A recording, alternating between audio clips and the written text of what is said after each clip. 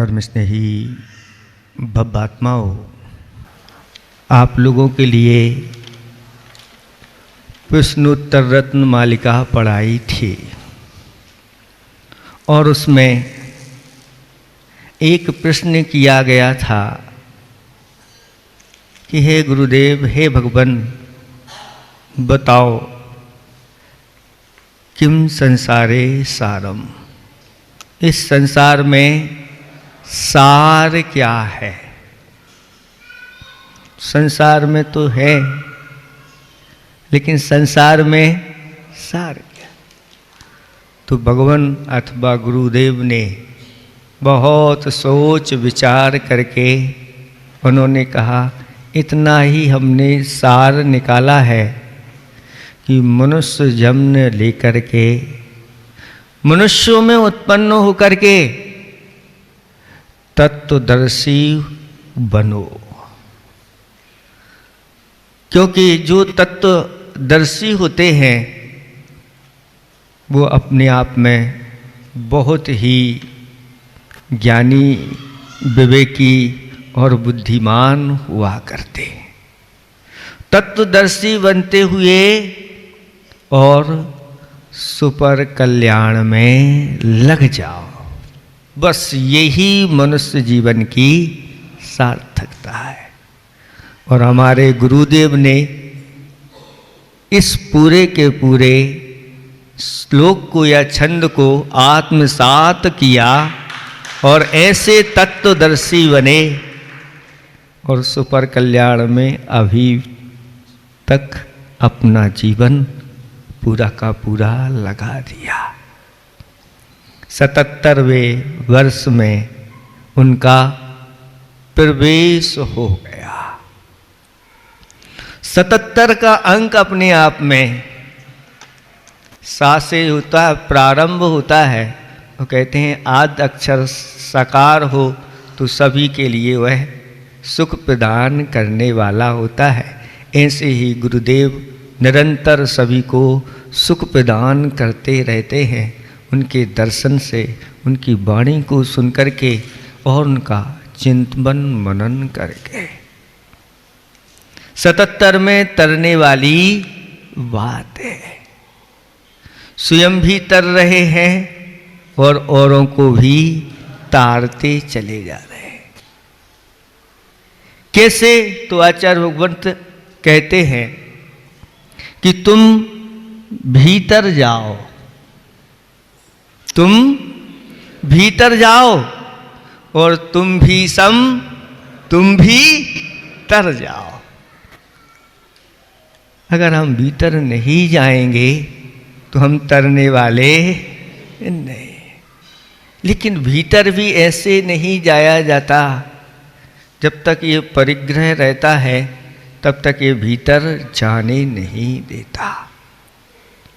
और जैसे ही ये परिग्रह दूर होता है, निर्विकल्पता आ जाती है और भीतर चले। जैसे भी महाराज ने आचार्य भगवंत की संस्मरण सुनाए, आचार्य भगवंत ऐसे भीतर चले जाते हैं कि बाहर की दुनिया सब गोल हो जाती।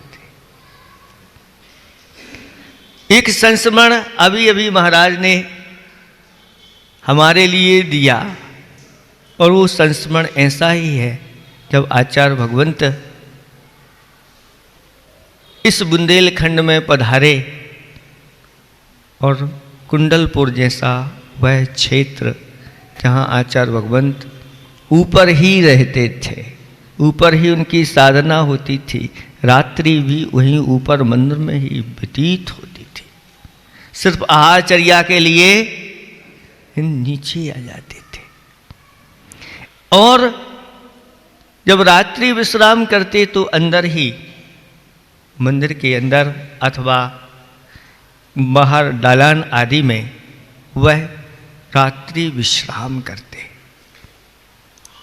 अब रात्रि में जब अंदर आचार्य भगवंत विश्राम के लिए जाने लगे, अंधेरा था, तो कोई महाराज ने किसी ब्रह्मचारी आदि से कह दिया कि देखो भाई, अंदर अंधेरा है, थोड़ा प्रकाश करो। ये शब्द आचार्य भगवंत के कान में पहुंच गए और आचार्य जी ने कहा उन महाराज से कि सुनो महाराज, अंदर तो वैसे पहले से ही प्रकाश है, अब प्रकाश करने की कोई आवश्यकता नहीं। आचार्य गुरुदेव, हमारे गुरुदेव ने हमारे अंदर ऐसे ज्ञान का प्रकाश भर दिया है, ऐसे ज्ञान के रत्न भर दिए हैं कि मेरे अंदर तो प्रकाश ही प्रकाश है, अब मुझे बाहर प्रकाश की आवश्यकता नहीं। ऐसे उत्तर आचार्य भगवंत दे देते हैं जो अपनी निरीह वृत्ति का वह प्रतीक होता है, कोई भी अंदर से चाहे नहीं। ऐसी निर्भीक वृत्ति भी उनकी है। अभी कुछ वर्ष पूर्व में नैनागिर में जाना हुआ और नैनागिर के एक मैनेजर ने बताया कि आचार्य भगवंत ऊपर रहते थे और ऊपर इस मंदिर में यहाँ पर वह शयन करते थे। जब प्रतिदिन उनका शयन करना होता था, एक दिन सुबह सुबह एक ब्रह्मचारिणी और भी अपने संग के साथ दर्शन करने के लिए आचार्य भगवंत के पास पहुँचे तो देखते हैं कि आचार्य भगवंत जहाँ शयन करते हैं वहाँ से उस मंदिर में से एक बहुत बड़ा सांप अंदर से बाहर निकल करके जा रहा था और देख करके घबरा गई, ये क्या है। और आचार्य भगवंत को बताया कि आचार्य श्री अभी अभी एक सांप यहाँ से निकला है। तो आचार्य श्री कहते हैं उसका काम तो प्रतिदिन का है, वो यही रात्रि में विश्राम हमारे साथ ही और सुबह होता और निकल जाता। ऐसी निर्भीक व्यक्ति धारण करने वाले आचार्य भगवंत आज हम सब लोगों के लिए मिले हैं, जिनके वचन कैसे हो जाते हैं तो कहते हैं औषधि का काम करते हैं। एक और अभी अभी संस्मरण सुनने में पढ़ने में आया कि थोबुंजी में आचार्य भगवंत विराजमान थे और आज वर्तमान में जो निर्यापक महाश्रमण के रूप में पूज्य सुधा सागर जी महाराज हैं, उनका संस्मरण है। वो बीमार पड़ गए और बीमारी के बाद शरीर में कमजोरी आ गई। आचार्य भगवंत को बताया शरीर में बहुत कमजोरी है, बता दिया। आचार्य श्री ने एक ब्रह्मचारी जी को बुलाया और कहा कि आज इनको दूध में बूरा मिला करके अच्छी तरह से देना है। और आहार करने के लिए चौके में महाराज गए और वहाँ ब्रह्मचारी जी ने जैसा आचार्य श्री ने कहा था उनकी आज्ञा मान करके और दूध में बूरा मिला करके और महाराज को दिया। और जैसे ही महाराज को दिया और महाराज ने लिया तो देखा कि ये तो इसमें स्वाद इसका अलग ही है। तो महाराज ने वो तो ले लिया, अब दूसरे के लिए मना कर दिया कि इसमें कुछ। तो वह कहता है कि महाराज आपको तो लेना ही पड़ेगा, आप मना करो चाहे ना करो, क्योंकि आचार्य श्री जी की आज्ञा है। तब महाराज ने भी विचार किया, जब आज गुरु महाराज की आज्ञा है तो भैया आप तो अच्छी तरह से श्रद्धा के साथ ले लो। और पूरा दूध ले लिया और आहार होते ही और जैसे ही बैठे तो उल्टियाँ हो गई। क्यों हो गई उल्टियाँ? कि दूध में बूरा के स्थान पर जल्दी जल्दी में जो नमक की कटोरी रखी थी वो उसमें डल गई। लेकिन मना करने के बाद भी जब वो कहता भाई आचार्य भगवंत की आज्ञा है, तो उन्होंने ले लिया। और उल्टियाँ जैसे ही हुई, अंदर का जितना विकार था वो सब निकल गया और महाराज स्वस्थ हो गए। क्योंकि जब तक अंदर विकार बैठा रहता है और विकार ना निकले, बड़ी बड़ी औषधियाँ भी चलती रहती हैं, लेकिन जब तक अंदर का विरेचन ना हो किसी न किसी माध्यम से, तो वह रोग निकलता नहीं। ऐसे ही आचार्य भगवंत के मुख से जो शब्द निकला और वह कैसा भी हो गया, लेकिन वह भी नमक भी औषधि का काम कर गया। ऐसे आचार्य गुरुदेव की महान साधना तपस्या, उनके बारे में क्या कहें। और उन्होंने अपने जीवन में से संयम को धारा स्वयं भीतर चले जाते हैं, और जब बाहर आते हैं तो लोगों के लिए भी कल्याणकारी ऐसे उपदेश देते चले जाते हैं, जो उनके एक एक वचनों को अपने आत्मसात करते हैं, वह व्यक्ति भी संसार से पार हो जाते हैं।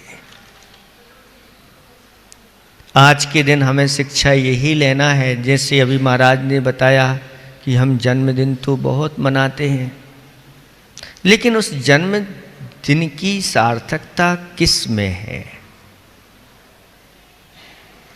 अगर हमारा जन्मदिन है और हमने उसको विषय भोगों में निकाल दिया, मौज करने में निकाल दिया, तो इतने वर्ष तो व्यर्थ चले ही गए, आज का दिन भी व्यर्थ चला जाए। और अपने जन्म की शुरुआत अगर हम खोटे कार्यों से करते हैं, तो पूरा वर्ष भी हमारा कैसा निकलेगा। जैसा पहले दिन का प्रभाव होता है, ऐसा प्रभाव फिर हुआ है। इसलिए कहते हैं अपने जन्म की शुरुआत अगर आपको करना है तो ऐसे सत्कार्यों के माध्यम से करो, जिनके माध्यम से आपका वर्ष भी बहुत अच्छा निकले। बालक भी जन्मदिन मनाते हैं, बालिकाएं भी मनाती हैं, और बड़े हो जाते तो बड़े भी मनाते रहते हैं, और वृद्ध हो जाते हैं तो भी मना लेते। तो हमारा भी आप लोगों से कहना है कि भैया आप मनाओ, लेकिन कैसे मनाना, इसको आप धर्म से जोड़ दो, सब अच्छा हो जाएगा। कैसे मनाना, तो जितने वर्ष के आप हो गए हैं, कौन सा आपका ये जन्मदिन है, जितने वर्ष के हो गए हैं, इतने श्रीफल, इतने गोले भगवान को आज हम थाली में भर करके चढ़ाएं। किसी को बताने की जरूरत नहीं है कि आज मेरा, आप तो थाली में भर करके 50 गोले ले आओ, लोगों को अपने आप पता चल जाएगा कि भैया 50 गोले आए हैं, इनका ये 50वां 50-50 चल रही है। ऐसी व्यवस्था हो। ऐसे ही बालक 10 साल का हो गया, 8 साल का हो गया, उतने आप श्रीफल दे करके थाली में रख करके अच्छी तरह से चढ़ाओ। इतने ही दीप भगवान के सामने आप जलाइए, उतनी संख्या में अच्छे अच्छे कार्य करिए।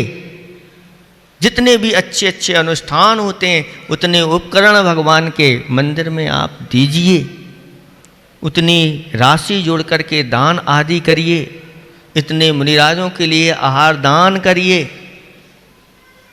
जब इस प्रकार के कार्य करते हैं तो आगे का भविष्य हमारा बहुत उज्जवल बनेगा। और भावना इस प्रकार से करो कि भगवान यह मेरा जीवन स्व और पर उपकार में लग जाए। यानी जैसा शास्त्रों में कहा गया है कि जन्म की सार्थकता इसी में है कि तत्वदर्शी बन करके, और ऐसी महान आत्माएं जो तत्वदर्शी बचपन से ही थी, ऐसी पुण्यात्मा जैसे अभी भाव सागर जी महाराज ने बताया, आप लोग बातों में लगे होंगे। अभी आप लोगों ने एक ही भाव स्तुति पढ़ा है, उस एक ही भाव स्तुति में आया है कि भगवान आप इस पृथ्वी पर आने के 6 माह पूर्व ही इस पृथ्वी कैसी हो गई थी? ये स्वर्णमयी हो गई थी। और फिर आप अगर हमारे ध्यान के माध्यम से आप मेरे अंदर आ रहे हो तो ये मेरा शरीर सुवर्णी हो रहा है, इसमें क्या आश्चर्य की बात है। ऐसे ही जब यह भारत गुलामी की जंजीरों से जकड़ा हुआ था और चारों तरफ उस गुलामी के दुखों को प्राप्त हो रहा था, अनेक प्रकार की आपदाएं आ रही थीं और विद्याधर का जन्म होने के पूर्व ही यह भारत स्वतंत्र हो गया था। जन्म होने के पूर्व में ही तो ऐसी महान आत्माएं जहां आती हैं उनका प्रभाव पहले से ही देखने में आ जाता है और बचपन में ही उनके संस्कार क्या थे। तो एक सज्जन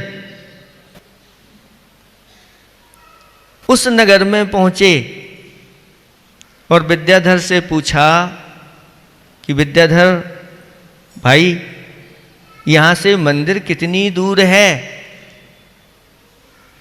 तो उन्होंने उत्तर दिया, यहाँ से 27 बार नमोकार मंत्र पढ़ते, जहाँ 27 बार पूर्ण हो जाएगा वहीं मंदिर है। ये है संस्कार। बताओ, आप लोगों से पूछते हैं, सबको तो पता होगा आपको अपने अपने घर से कि कितने बार आप अपने नमोकार मंत्र पढ़ करके मंदिर में आप पहुंच जाते हैं। है कोई एकाध है? क्या संस्कार हैं? ऐसे संस्कार आपके अंदर नहीं आए, कोई बात नहीं। अब आपकी जो संतान है उस संतान को तो ऐसे संस्कार।